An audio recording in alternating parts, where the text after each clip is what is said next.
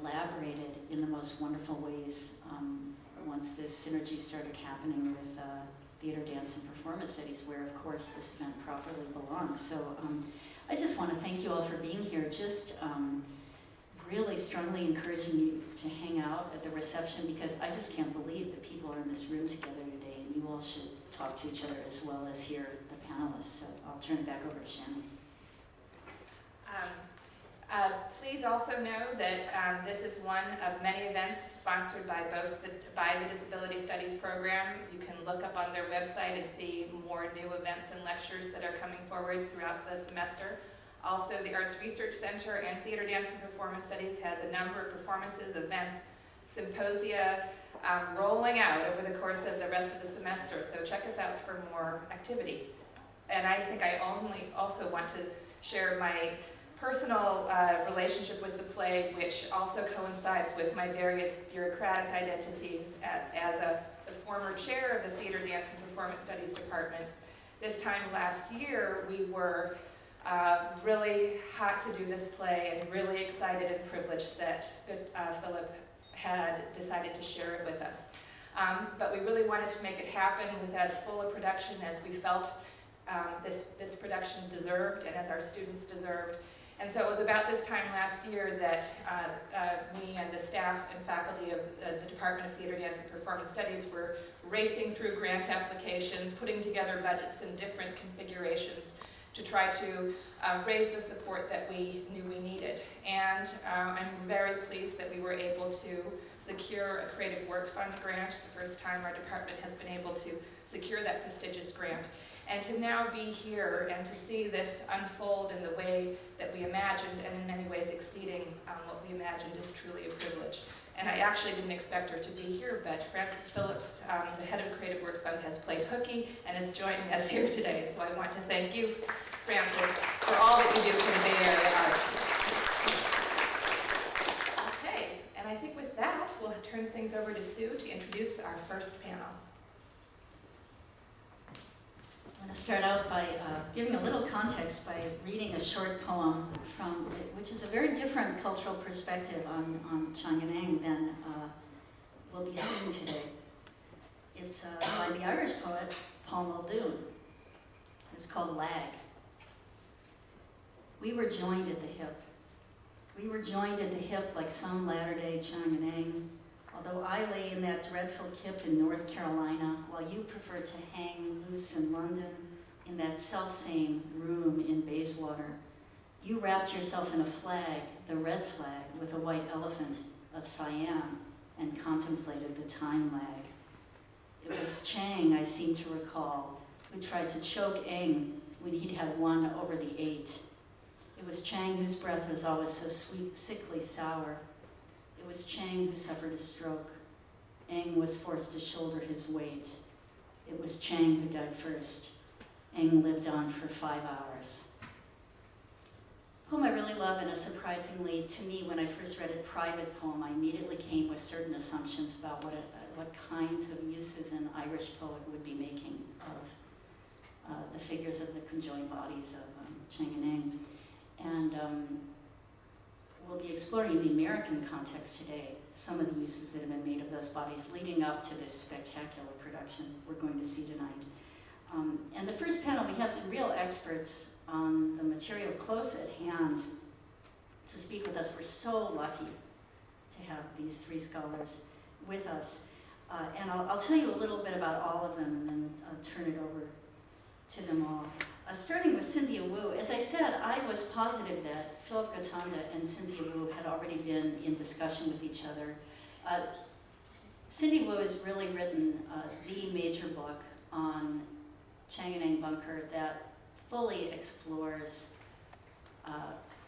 their Asianness, their Asian Americanness, the racial dynamics, the gender dynamics, and the disability dynamics that roil around in the American understanding of their bodies in the 19th century and beyond. That book is now going to come out in the next year or two. It's been submitted to press, and its title is The Mystery of Their Union, the Siamese Twins in American Literature and Culture. So look for it. Cynthia Wu is an assistant professor of American Studies at SUNY Buffalo right now, and she teaches, of course, American Studies, Ethnic Studies, Disability Studies, and Literary Studies. The second speaker, Ellen Samuels, we're so happy to welcome her back here. Ellen got her PhD in English at UC Berkeley. A few years ago, she already had been working in disability studies, gender studies, queer studies before she ever came to Berkeley as a graduate student. And she ended up being hired in one of the very few positions in disability studies that has ever been established, and that was an open search. It could have gone to a senior scholar. And she got it as a graduate student just out of PhD program, and they were very lucky to have her.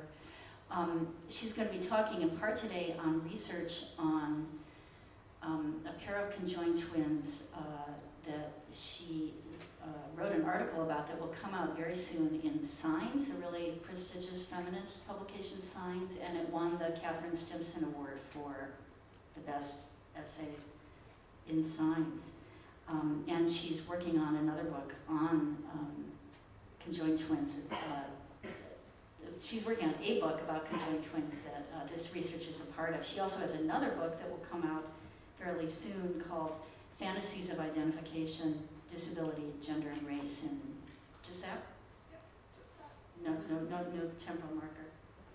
Finally, Lena Reynoso, who's a current PhD student in disability study, in interdisciplinary studies at UC Berkeley. It's hard to get into the PhD in interdisciplinary studies. It's the Ivy Needle to do it, and Lena has done it and really needs to do it because Lena really does not think in conventional academic boxes, or rather she thinks in large piles of them combined. Lena's email moniker is Curator of Oddities, and she is that. She has incredible wealths of knowledge and actual material possession of early American folk culture. She's written what I think is, in a way, the definitive collection, in many ways, the definitive collection of artifacts on freak shows in the US, Sideshow Miscellany.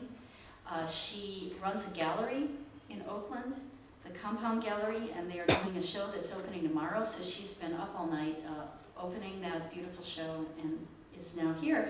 And her dissertation is generally about folk motifs and the way they inform American popular entertainment in the 19th century, and why that's important for us as social and cultural historians. Lena's also a spectacular artist herself. All right, so I'm going to turn you over to them. It's going to be a great panel.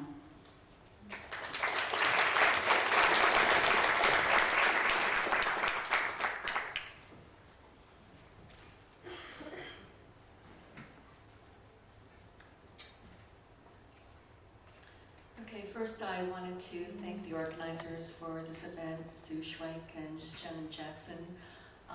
This is very exciting that they managed to get all of these scholars together on such short notice and to coincide with the world premiere of Philip Gotanda's play. I'm a longtime admirer of Gotanda's work. I was first introduced to it in graduate school when I read Yankee Dog You Die, and the play is a dialogue between two Asian American actors, one of them who is older and the other one who's younger. And what I really appreciated about this play was that it refuses to draw a clean, neat line between accommodation and resistance.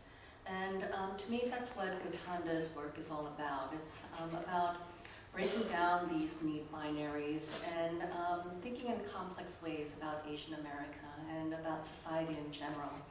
So I'm very excited and honored to be at this event as part of the world premiere for I Dream of Chang and Eng.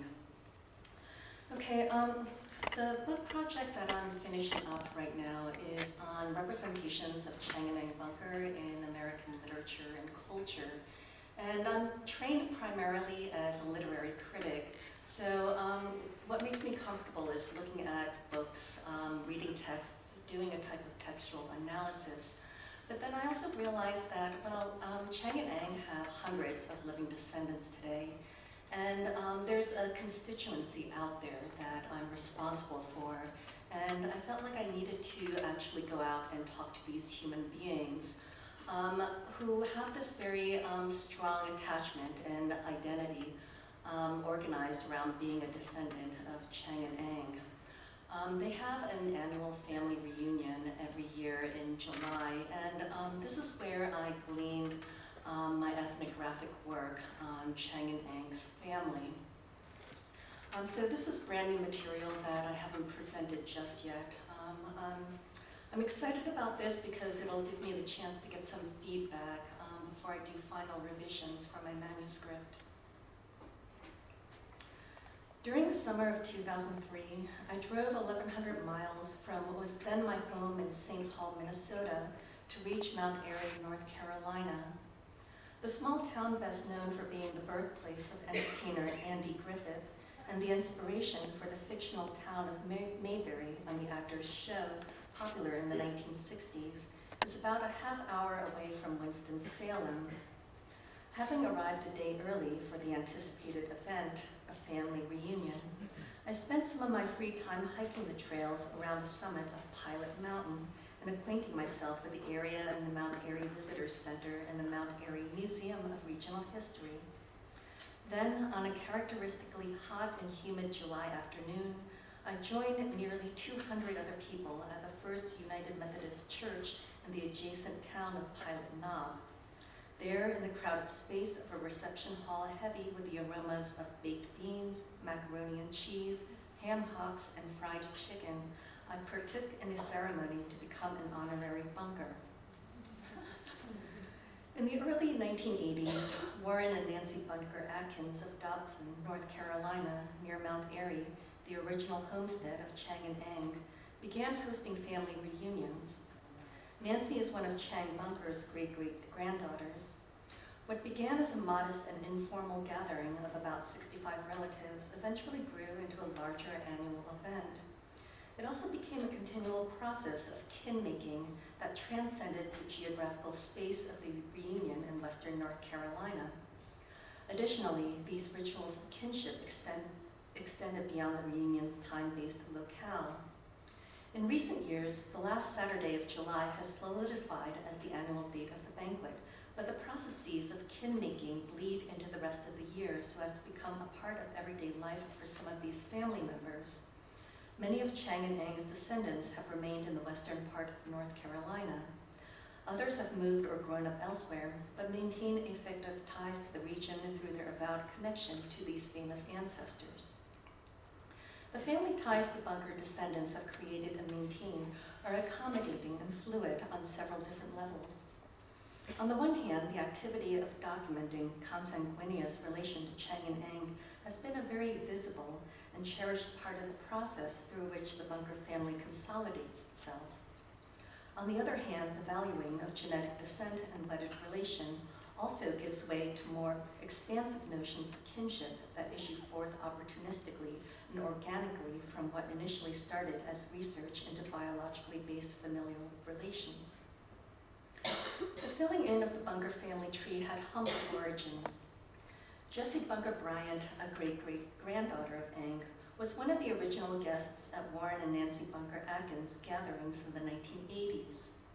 At these informal reunions, Bryant began recording the names and addresses of guests and assembling them into booklets that she gave as Christmas gifts. Because family members marveled at the usefulness of having an address and phone list that made it easy to keep in touch with others throughout the year, Bryant decided to expand her scope to include not only the core group of 65 or so at the Atkins' reunions, but also other relatives. First, Bryant started compiling data by snowball sampling, asking known relatives for information on their relatives, asking these new contacts for their contacts, and so on. Even in the project's earliest stages, she was able to connect many families who previously had been unknown to one another. Many of the descendants have remained in the western part of North Carolina, but she was able to find numerous others far away. Bryant later supplemented this organically culled data by making trips to the Surrey County Courthouse for birth, death, and marriage records and the Surrey County Genealogical Association Library located at Surrey Community College in Dobson, North Carolina. Eventually, the information Bryant amassed took the form of an ambitious self-published book entitled The Connected Bunkers, a pun that references both Chang and Eng's anatomical conjoining and their descendants' familial ties to one another. The Connected Bunkers is a manuscript that tracks the progression of generations issuing from Chang and Eng. Copies of the book are offered for sale each year at the reunion.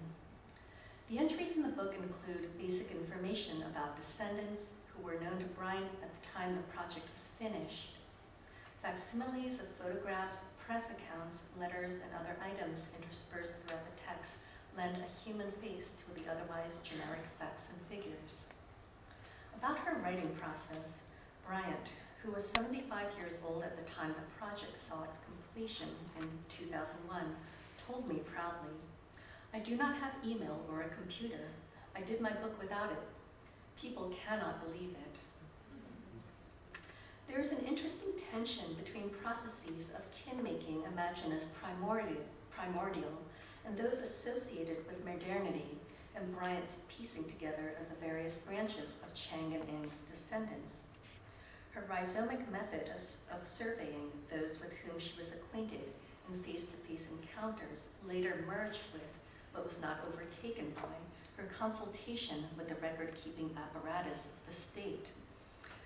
Although composing on a typewriter may simply be how Bryant is most comfortable writing, her communication with me, a researcher who at the time was just short of my 30th birthday, about her lack of a computer indicates her understanding of the technological gulf that separates her from my peer group.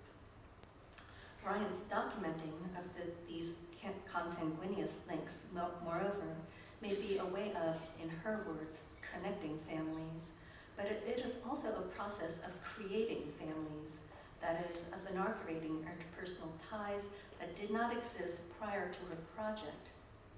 In this sense, the Bunker family was not simply there, waiting to be found by the right genealogical research tools. It was called into being by the very processes of genealogical knowledge. Nothing I am claiming about the Bunker family's conceptions of kinship, flexible and loose even as it glamorizes heredity, is new for anyone versed in the anthropological literature that addresses this topic. According to a formative study of kinship in the United States by anthropologist David Schneider, Americans tend to assign a heightened sense of significance to the ties that govern biological reproduction. At the same time, these seemingly rigid concepts of family frequently give way to more elastic kin relationships across a range of his informant's experiences. As one of postmodern anthropology's earliest voices, Schneider would, in a later study, go on to assert that the very notion of kinship itself is an ethnographic invention.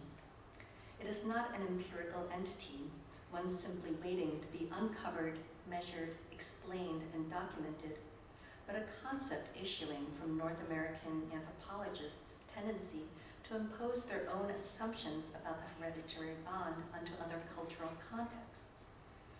Although US-based societies may see great importance in the linkages between heterosexual pair bonding, heterosexual intercourse, gestation, birth, and child rearing, the significance that emerges from this chain of biologically reproductive functions is not necessarily the same assigned by other societies.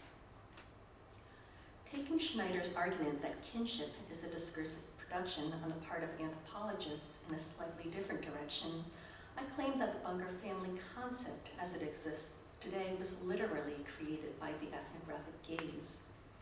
Although Warren and Nancy Bunker Atkins's reunions back in the 1980s took root organically, cultural and intellectual producers, sparked by public interest in Chang and Eng's legacy, have catalyzed some of the activities associated with kin-making that family members now recognize as part of the rituals of being a Bunker.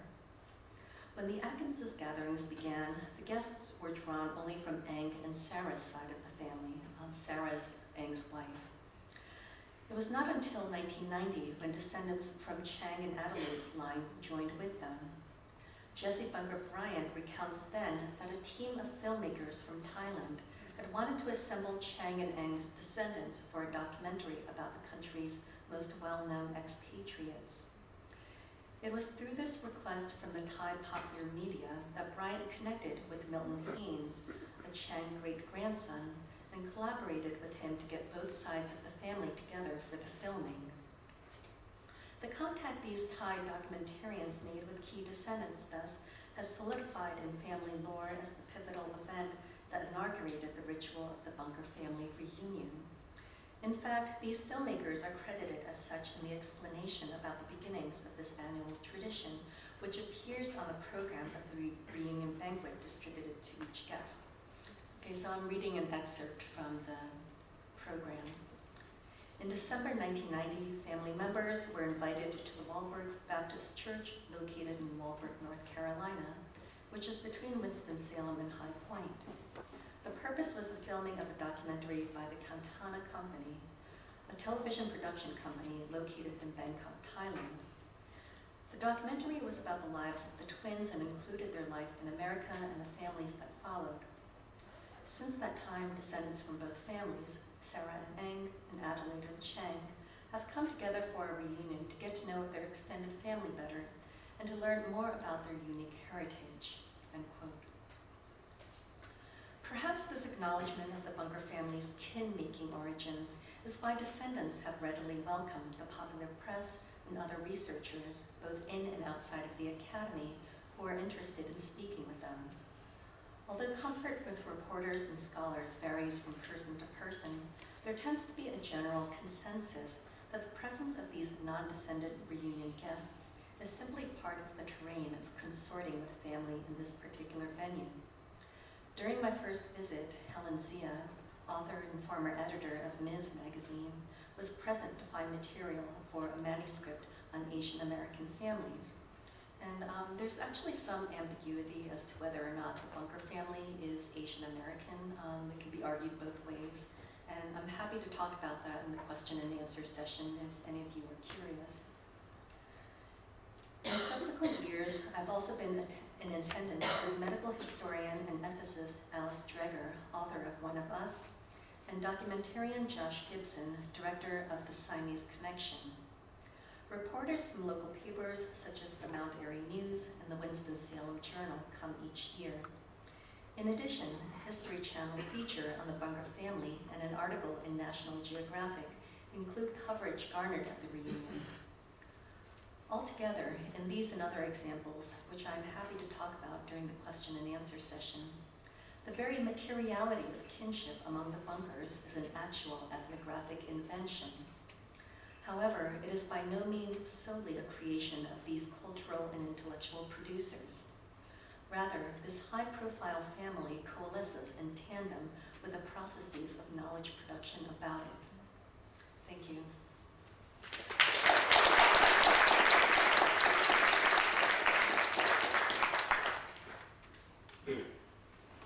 About whom very little had been written or researched, I again struggled with these questions. This happened at the same time that I was given a diagnosis of a condition that put me in the category of infreaked bodies, so that I learned that my entire life, without knowing it, I had had this different kind of body, that people with the same condition had been exhibited in freak shows as elastic girls and rubber men and contortionists, etc. Now, my body is not that interesting, and I have not performed in any kind of freak show, but I began to very much be on display in the medical setting with doctors calling in students and other doctors to look at the strange things my body would do. So I said, okay, does this give me any more authority or right to talk about Millie and Christine McCoy? I mean, how much different could our experiences be? Millie and Christine McCoy were conjoined twins. They were exhibited almost from birth. They were African American. They were born into slavery. To what extent can I be acting in solidarity with them by doing this work without claiming some kind of sameness or privilege in relation to their experience? So this all frames me going into what I'm going to talk about with Millie and Christine McCoy. So Millie and Christine McCoy were born into slavery in North Carolina. I don't know why North Carolina is such a hub of conjoined twinness in the United States, but it is. They were born in 1851, and they are conjoined at the pelvis. They were objects of curiosity, inspection, and invasion, as you might imagine, from the moment of their birth. Yet I argue that their story also reveals imperatives of agency and triumphs of subjectivity, which have been largely overlooked or misunderstood by historians and scholars to date. By examining representations of the McCoy sisters, I seek not only to enrich our understanding of their lives, and I will say that I'm not giving a lot of biographical information about them in this talk, but I'm happy to answer questions during the Q&A, keeping in mind that I am not the expert. But I also seek to expand our current conversations within disability studies, feminist studies, African American studies, and cultural studies in general. By arguing for a revisionary understanding of many aspects of the McCoy story, I make a claim for an ethics of representation, which requires a recommitment to the idea of truth, while acknowledging that truth is to some extent constructed and there are multiple truths to be drawn from a cultural archive. I still hold that not all such truths are equal, and that a critical race, critical feminist disability praxis is useful for determining which truths matter, or to paraphrase Judith Butler, which count as truth, truths worth protecting, truths worth saving. In the pictures of Millie and Christine McCoy, for which they posed to promote their exhibition, such as the one now showing, which is from a European carte de visite, these cards that were used very widely, and I'm sure that Lena is going to talk about this as well, as part of freak show culture to circulate. You can purchase these postcard photos. This is a studio portrait of Millie and Christine. It's circa 1873, so they were about 21. They're standing in a clearly posed 19th century kind of portrait setting, wearing a black and white dress. They look essentially like two quote-unquote normal people standing back to back and looking toward the camera, until you see on closer look that their skirt is contiguous and that they're actually wearing one conjoined dress, because they're conjoined along their their pelvis and their lower back. They're African American with dark skin. Their hair is elaborately made up and put up on their heads with some white flowers. Millie, who's the twin we see on the left, who's slightly shorter, is holding, what is she holding? She's holding some gloves, I think, and Christine is holding a book. These are very classic kind of gendered, genteel, staged portraits. Of course, a very unusual portrait to see of African American women at this time. So there's these ways in which they've been reconfigured as these genteel ladies by virtue of their extraordinary body. And during this time, they were traveling Europe, meeting royalty. Reputedly, we don't know for sure, but in many reports it says they spoke 5 languages. They danced, they sang, they performed all these elements of genteel femininity. In these pictures, you don't see the element of their bodies which most fascinated, titillated, and stymied both lay and medical men, and I use the term advisedly, of their time and ours, which is their conjoined genitalia. While their bodies were largely separate, they shared one unusually configured set of external sexual parts.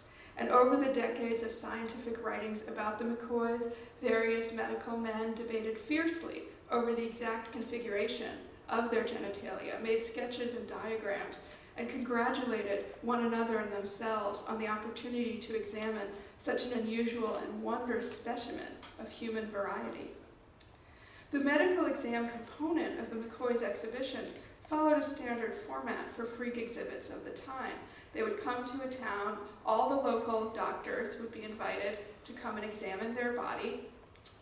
These doctors would then issue a certificate of authenticity, and these certificates would then be inserted into the promotional materials that accompanied their exhibits, and then the twins would appear in public. So it was considered a kind of transactional thing, where the doctors, in exchange for providing these certificates of authenticity, got the opportunity to see the twins naked and to examine them, which in the public performance you were not able to see. This went on from when the twins first went on exhibit at 15 months of age until they were freed at 14 years old by the Emancipation Proclamation in 1865.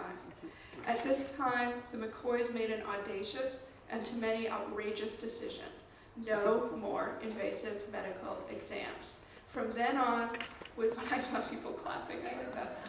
From then on, with one notable exception that I'll talk about in a moment, they would only allow themselves to be examined by doctors while clothed.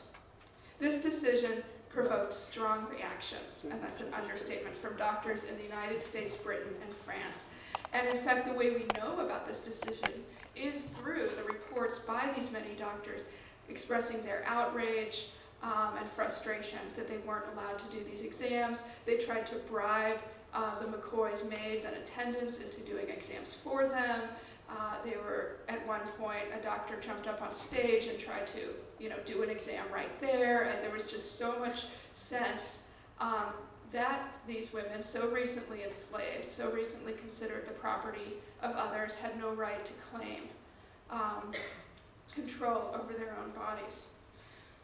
So imagine the excitement of one Dr. William Pancoast, also known as the doctor who performed the autopsy on Chang and Eng Bunker after their death, when the twins, at the age of 21, experienced a painful abscess and needed medical attention.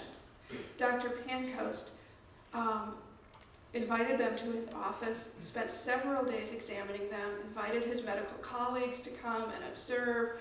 In his published 1871 article in the Photographic Review of Medicine and Surgery, published in Philadelphia, he, in great detail, describes, quote-unquote, probing the twins' bodies in every possible way. As part of that exam, he took a picture. What I have reproduced here is a cropped upper half of the picture. In the full picture, you see the twins standing partially unclothed so that the conjoined parts of their bodies along their lower back and pelvis is exposed. Their fronts are draped with dark material. And what you see in the part that I show here is that the twin who's on the left, which is Christine, by all reports the kind of quieter, shyer twin, is looking down, so all you see is her hair and kind of her silhouette. And on the right, Millie, the feistier twin, is glaring at the camera, at the doctor, at the photographer, to the side of the camera, perhaps at Dr. Pancoast, just glaring with such a look of anger and rage and resentment. I've cropped the rest of the photo because it's so clear that this is not an image that Millie and Christine McCoy wanted to have taken or shown. Now, along with this, there were also two drawings that Dr. Pancoast commissioned. He says it was only with great persuasion that he convinced Millie and Christine to allow this photo to be taken. We can only guess what form that persuasion took, considering they were in a great deal of pain and needed medical help and treatment to allay that pain. And I'll mention that in the entire long article of this, describing this exam Pancoast published, he never mentions if he treated the abscess, how he treated the abscess, whether they were better afterward. It's just all about examining them and describing their anatomy. So he commissions an artist to paint, to draw two very revealing pictures of the twins that I don't reproduce here, one of which shows them lying on a bed about to have a pelvic exam, and the other of which is a detailed drawing just of their unusual conjoined vulva. That second drawing of their most intimate areas can easily be accessed online in an exhibit posted by the National Library of Medicine in 2006 called From Monsters to Modern Medical Miracles. And the image I have up here is of I don't know what to call it, the title page of this online exhibit, and it says, From Monsters to Modern Medical Miracles, Selected Moments in the History of Conjoined Twins for Medieval to Modern Times. Under it, there are 6 images, and the one in the very middle is what appears to be that picture taken by Dr. Pancoast showing Millie and Christine McCoy back to back, their fronts draped. If we look more closely at that picture, which was taken from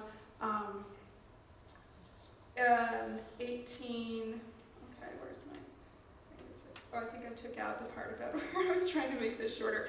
It was taken from a medical encyclopedia from the Entry on Teratology by a Dr. George Fisher that was published in 1885. And what you can see, and what I have up here now is on the top of the original photograph, on the bottom the etching that appeared in this medical encyclopedia and that then the National Library of Medicine took to illustrate their exhibit. It's an etching, not a photograph. It's been changed so that now Millie is looking away. She's looking down. She's no longer glaring at us and giving us that look of rage and resistance. And the point that I make here is that there is an ethics involved in which images we choose to circulate and which images we choose to represent the experiences of historically infreaked figures. I did a lot of research looking at the original image in this reference handbook of medicine where this image originally appeared. It's signed as Schnitzer, which is German for engraver or carver, and he or she, probably he, illustrated a lot of the pictures in this book. We don't really know anymore about where this image came from. What we do know is that it was chosen by the National Library of Medicine over the original photograph in order to put out an image that, in the words of the National Library of Medicine curator, was less disturbing to the viewer. So this brings me to my point about the ethics of representation. I suggest that to simply celebrate the fact that Millie resists in the original image, although we like to celebrate that, is not sufficient. We have to actively engage with the circulation and potential distortions of images and place them within the context of ongoing practices of medical photography of people with extraordinary bodies, people treated as racial others, and women.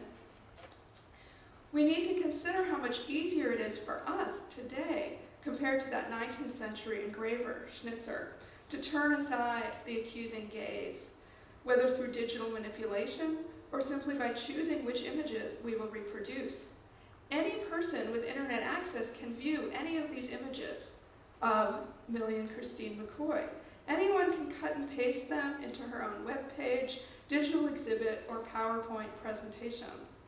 In our age of electronic reproduction, then I would assert that formulating an ethics of representation is more vitally necessary than ever before. And that brings me to my last point, which is looking at the way some images of Millie and Christine McCoy are commodified and circulated both in their time and today.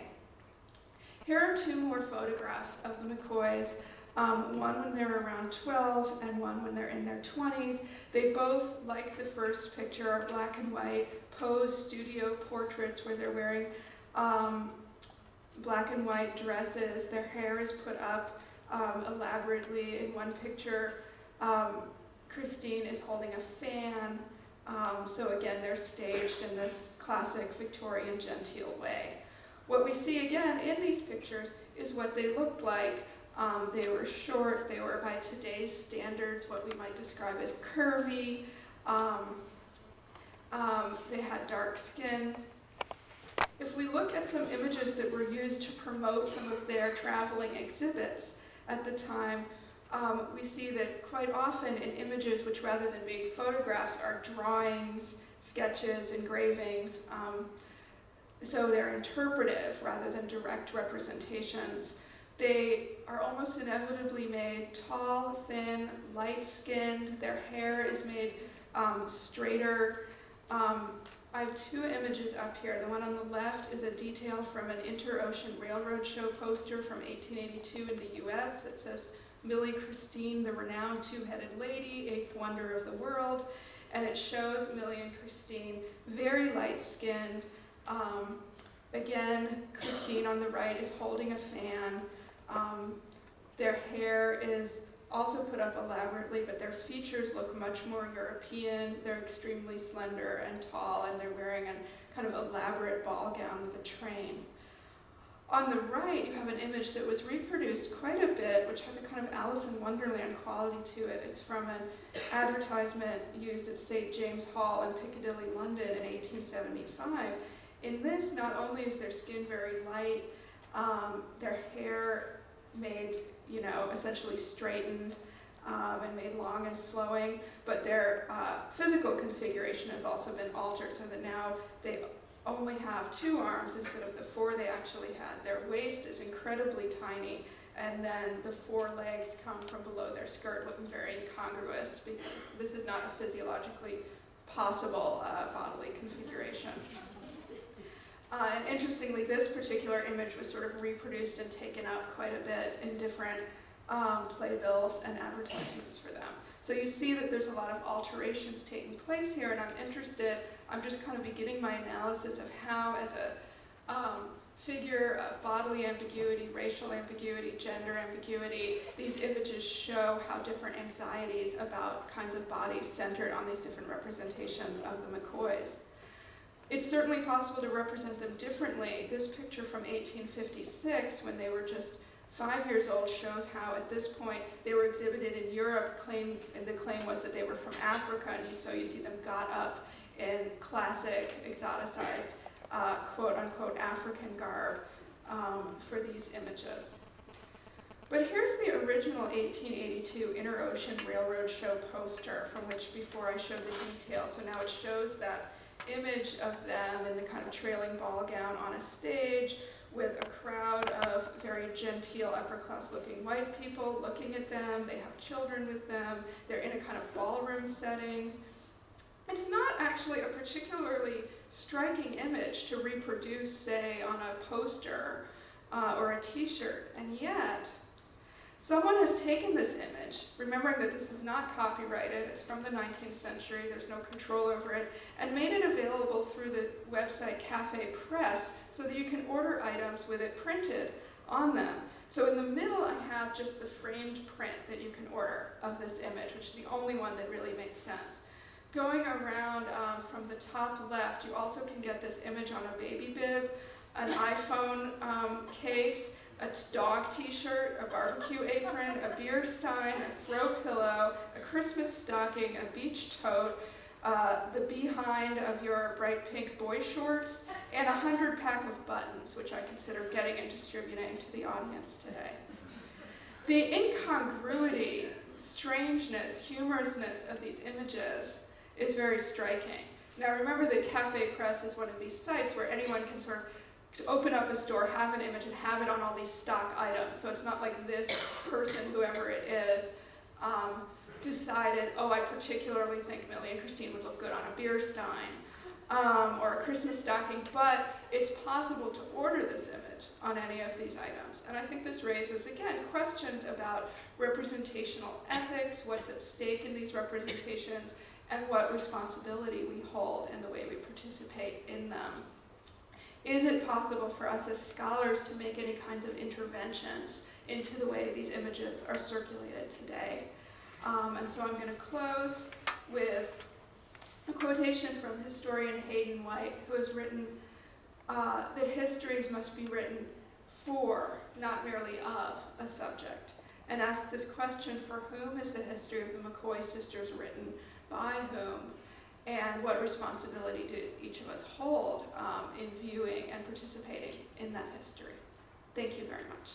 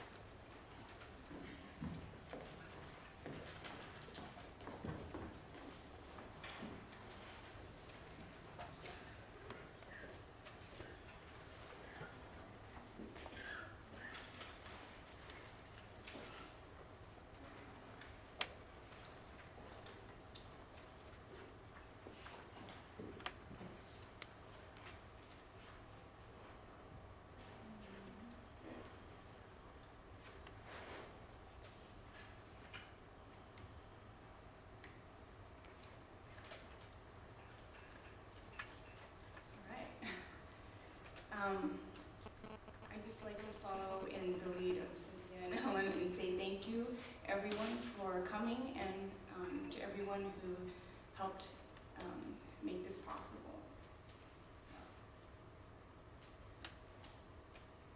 So today I'm going to be talking about Chang and Eng as folk motifs. It's actually acting as sort of a test case as my larger dissertation where I examine many different types of motifs.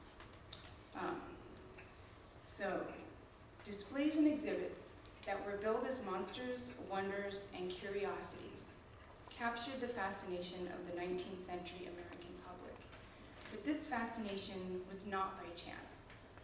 It was, like most forms of popular culture, a product of the times and a reflection of the current zeitgeist. Chang and Eng were unlike the droves of visitors that came to see them, yet they appealed to the public tremendously, and their presentation resonated deeply within the American public. I would like to suggest that their popularity was the result of the public's interest in folklore, and that Chang and Eng can be seen as a physical instantiation of a folk motif.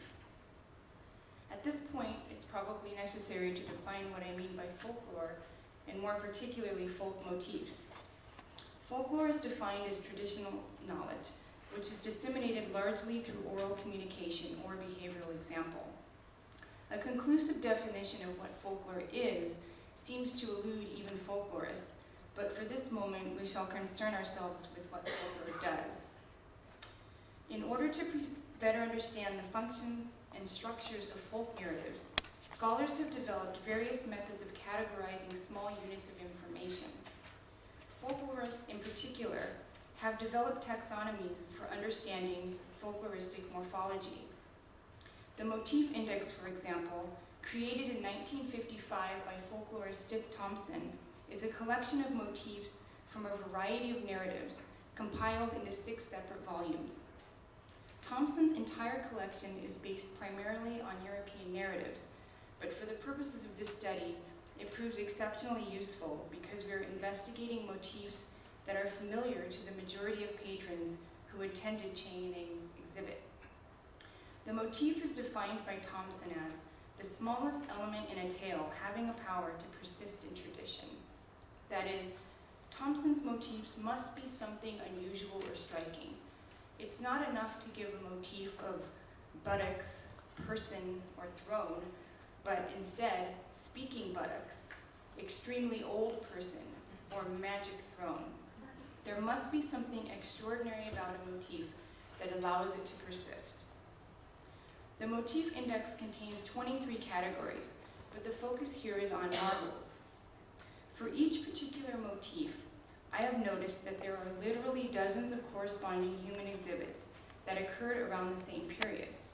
For example, Motif 511.1.3, Person with Animal Face, and the exhibition of Julia Pastrana.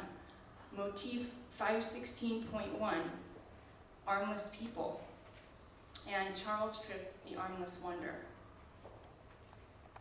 Motif 521.1, Man Covered with Hair Like Animal, and Jojo, the Dog-Faced Boy. Motif 535, Remarkably Small Man, and General Tom Thumb.